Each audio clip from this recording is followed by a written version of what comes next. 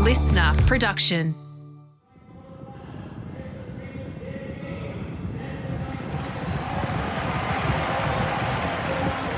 A famous ring-in more than 40 years ago that still resonates in Australian culture today. The fine cotton scandal erupted in August 1984 at Brisbane's Eagle Farm Racecourse, a botched attempt to rig a horse race for massive betting profits. A ring-in is the substitute of a superior horse for an inferior horse. Those behind the sting then back the ring-in, which wins at long odds. The scheme in this instance was ambitious in scope, but laughable in execution. What began as a calculated gamble by a syndicate of racing insiders unravelled into a national spectacle of greed, incompetence, and a poorly dyed horse. The fallout shook the Australian racing industry, implicated prominent figures, and cemented the affair as a cautionary tale in Australian sporting history. I'm Dan Mullins. This is Crime Insider's Judgment, a deep dive on a judge's final verdict of a crime and what transpired to incite that judgment.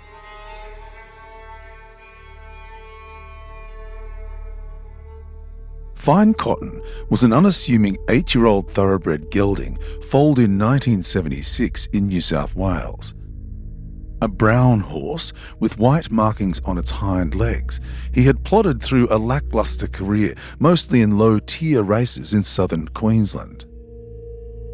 By 1984, his record was so poor that he was a long shot in any betting ring, making him an ideal candidate for the syndicate's plan. Enter him in a minor race, replace him with a faster horse, and cash in on the inflated odds. The mastermind was John Patrick Gillespie, a former bloodstock agent with a long criminal history.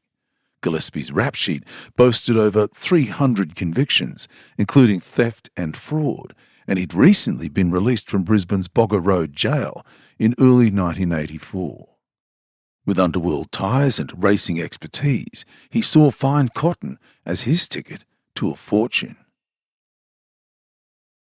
There have been reports in the wake of the scandal that Gillespie had arranged the syndicate on the instructions of underworld gangster Mick Sayers. Sayers' involvement has never been confirmed. He was gunned down in his driveway in 1985, a murder that remains unsolved. There have also been suggestions Sayers enlisted Gillespie to carry out the sting to generate funds to repay a large debt Sayers owed to the illegal bookmaker George Freeman. That claim remains unsubstantiated as well. Gillespie assembled a crew of accomplices, each bringing a mix of skills and desperation to the table. Hayden Haitana, a struggling trainer from Coffs Harbour, was recruited to handle the horses.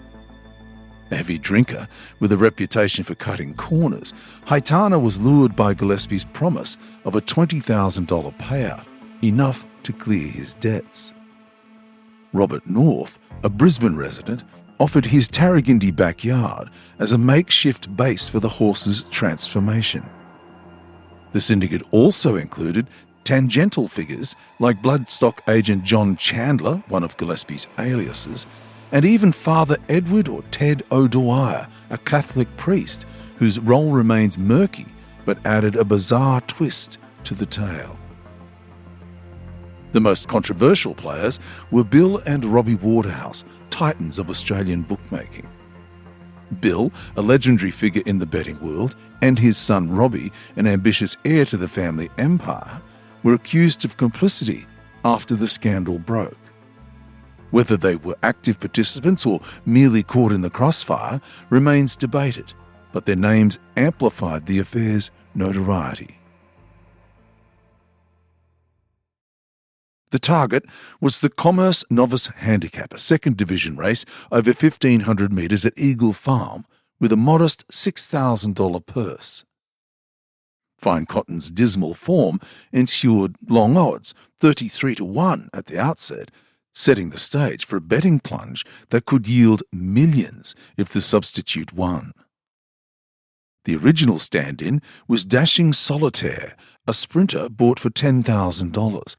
A brown gelding with markings similar to fine cottons, he was a near-perfect match.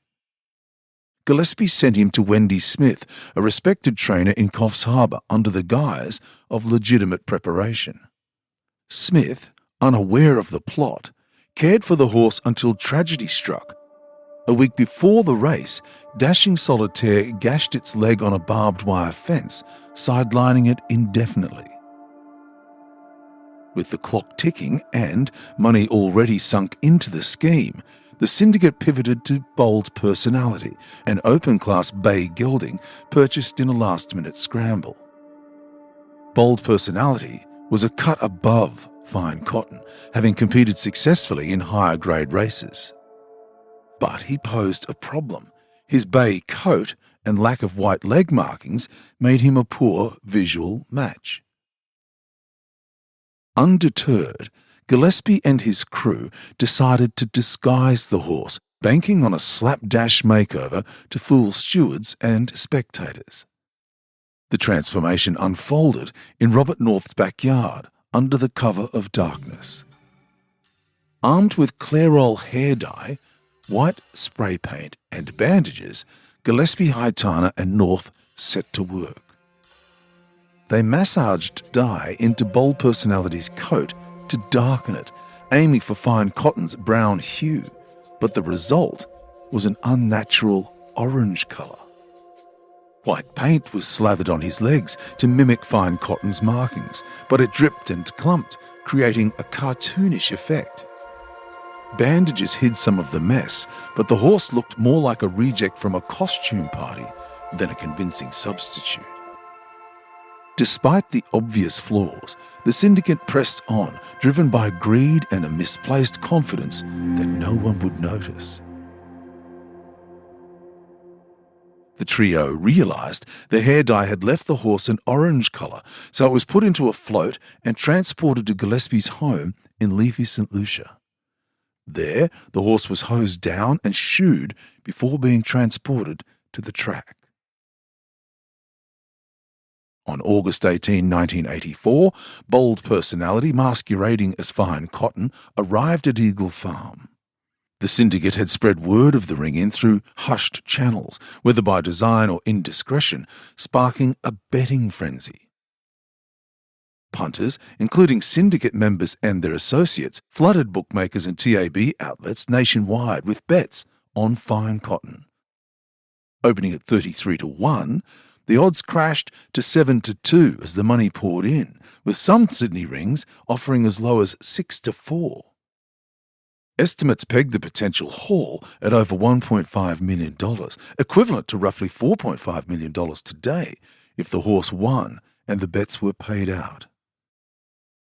The sting was so widely known, Mona Lewis, the mother of the then Queensland Police Commissioner Terry Lewis, travelled to the track that day to have a punt on Fine Cotton. It was later claimed the $5,000 bet Mona had placed on the race was placed on behalf of her son, then Queensland Police Commissioner. The race itself was a tense affair. Apprentice jockey Gus Philpott, unaware of the substitution, rode Fine Cotton, or the ring-in, with skill and determination.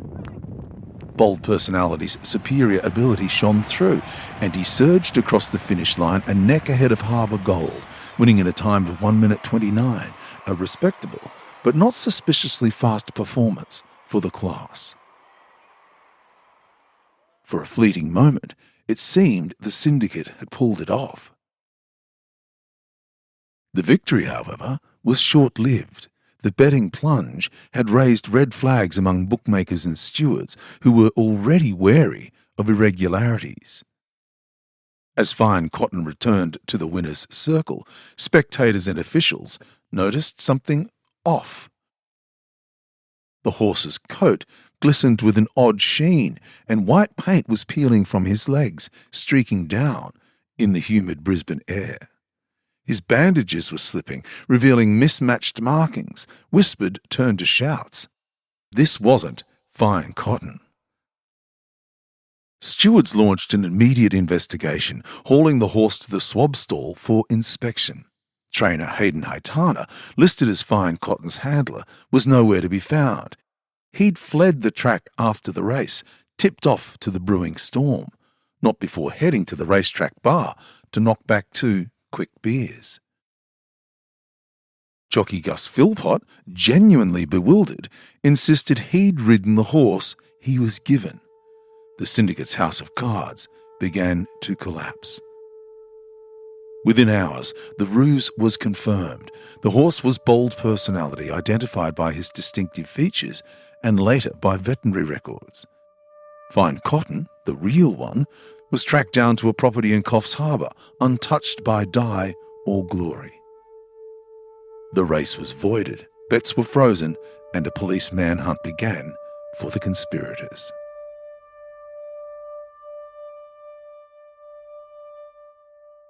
Coming up, the scandal, dominating headlines, blending outrage with dark humour.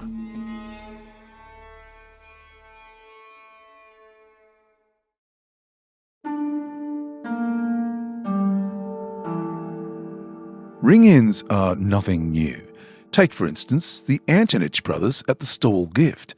The event is Australia's richest foot race, with the winners of the men's and women's events each taking home $40,000.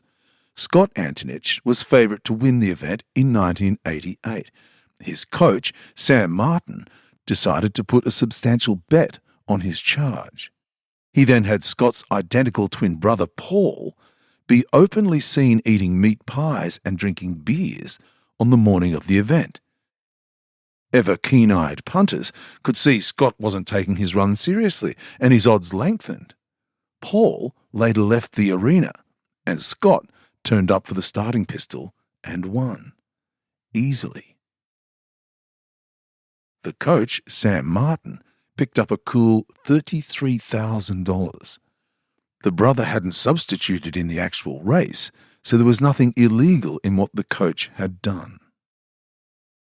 In Australian mainstream media, Fine Cotton fiasco and the day they painted the horse became tabloid staples, while racing purists decried the stain on the sport's integrity.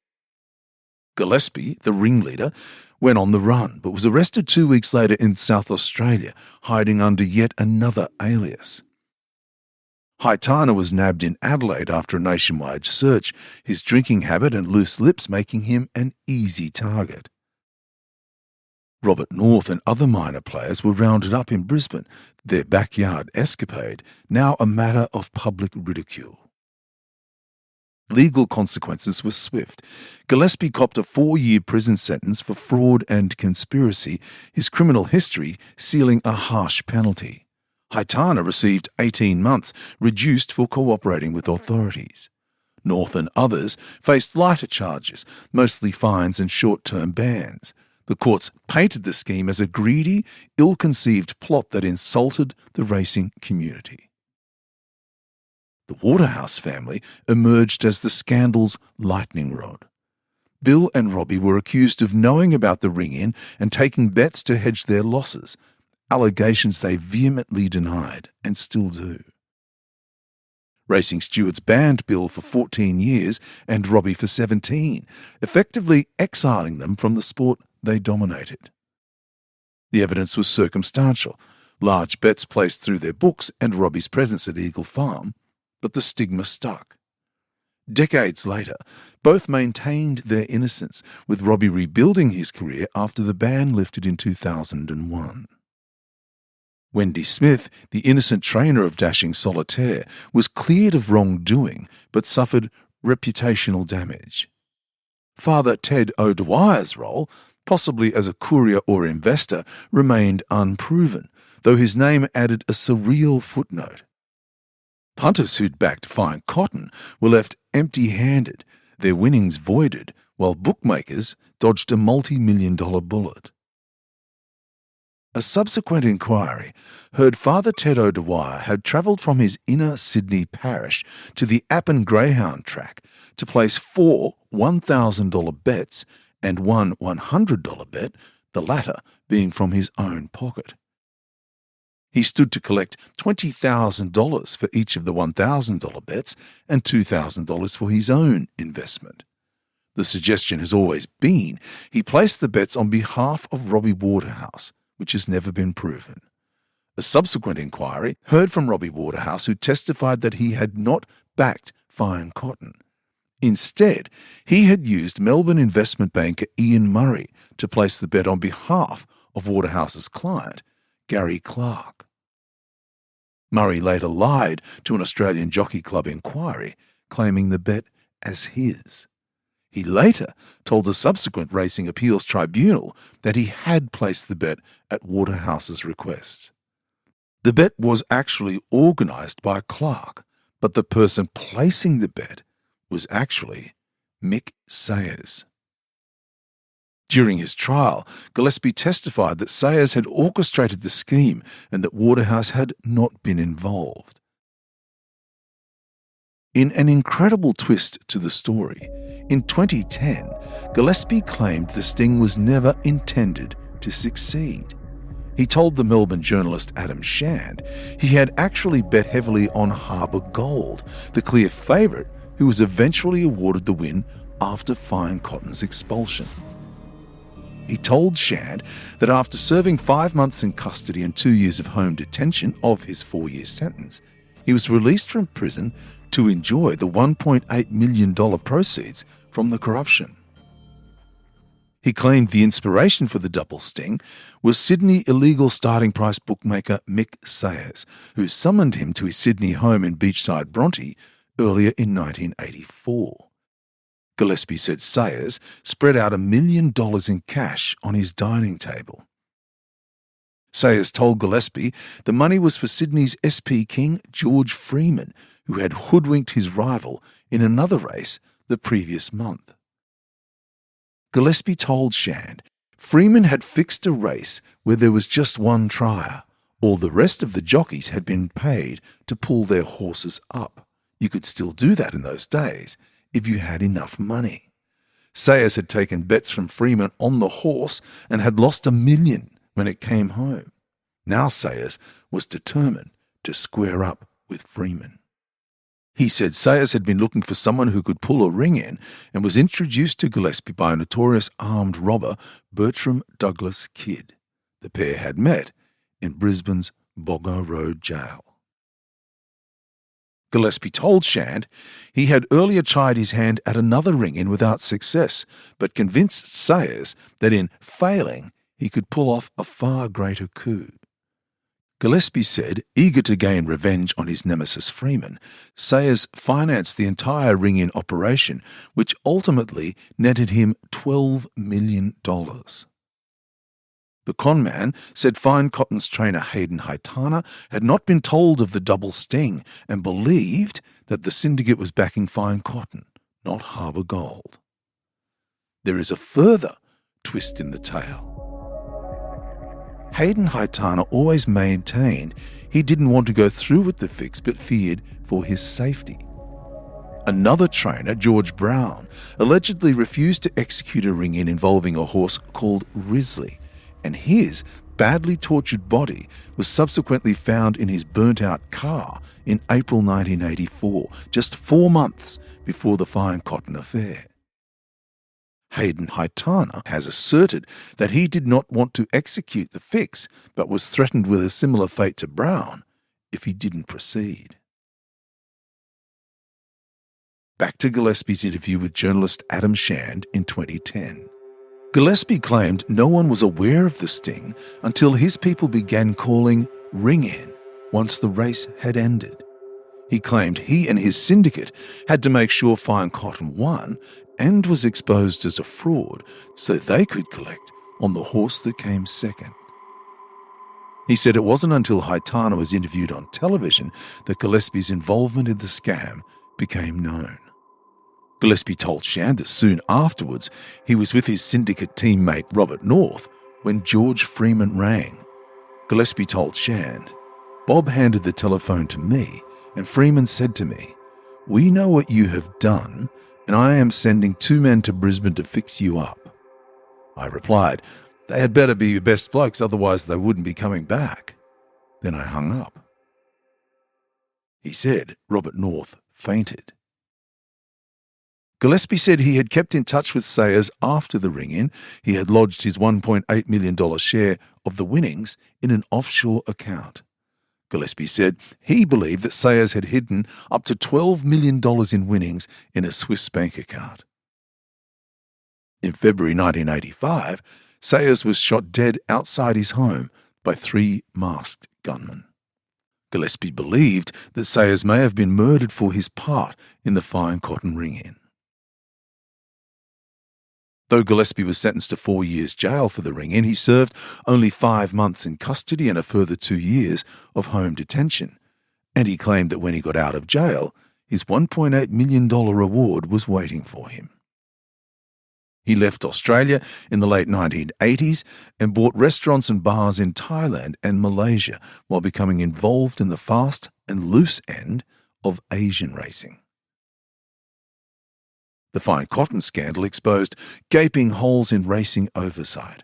Pre-race identity checks were lax, relying on visual inspections rather than rigorous documentation. The Australian Jockey Club and Queensland Turf Club tightened regulations, introducing microchips and stricter vetting, measures that became standard by the 1990s. It also highlighted the perils of betting plunges, prompting bookmakers to refine their risk management.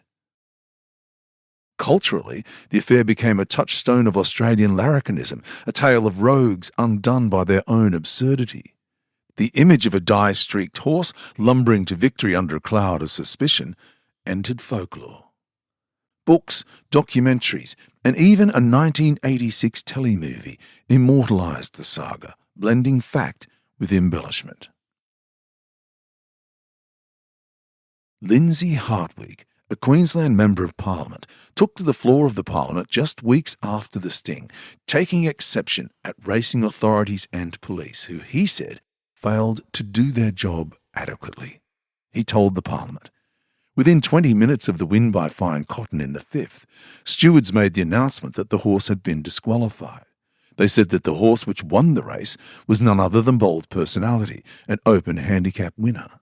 I ask, why then was the horse's trainer, Haitana, left to wander round the course? He strolled down to the public bar on his own, sank 2 beers, and then, still on his own, and at that stage showing no nervousness for his life, walked about 200 metres back to stall 114, picked up his gear and left the racetrack. Nobody inhibited his progress. No questions were asked of him. It had already been proven that he had rigged a race or been a party to the rigging of a race. He had been a party to one of the biggest swindles in racing for a number of years. That swindle had occurred at the headquarters of racing in Queensland, if not Australia. Why was that man not immediately taken into custody by the police? If a person enters a shop and picks up a pocket handkerchief, he is immediately accosted by store personnel who call the police. The police have the power to remove that person to the police station. But a man who was party to a ring-in was left to walk around the racecourse for what I have been told was the best part of an hour. He was not even questioned, not approached by a soul, and during that time, apparently, he had no fear for his life. The racecourse detectives knew, the police knew, and the stewards knew. Thousands upon thousands of punters lost in excess of $500,000 that was invested on the horse, not only in Australia, but overseas. Money went into bookmakers' bags on the TAB and into the pockets of SP bookmakers. It was an extremely serious crime. Haitana said he feared for his life if the scheme didn't go ahead. Lindsay Hartwig told the Queensland Parliament, if Haitana had been scared, he could have told the stewards. He was fined $20 by the stewards for making a late announcement about a jockey. He went to the stewards and produced a $100 note. Not bad for a bloke who was broke to the world. If he had wanted to come clean, he could have said to the stewards, my life is in danger. The horse is a substitute. It's not Fine Cotton. Many thousands of dollars could have been saved. Many people would have been saved the embarrassment of backing a no-goer. For the key players, life diverged sharply. Gillespie faded into obscurity after prison, his criminal career capped by this spectacular failure. Haitana battled alcoholism and died in relative anonymity in 1992. The Waterhouses clawed back respectability, though the scandal's shadow lingers.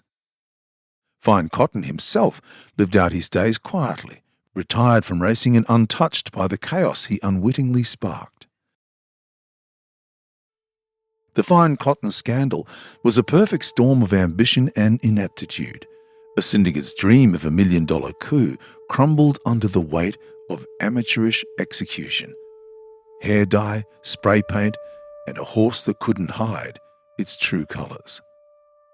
It was a crime that doubled as a comedy, a betrayal of trust that doubled as a lesson.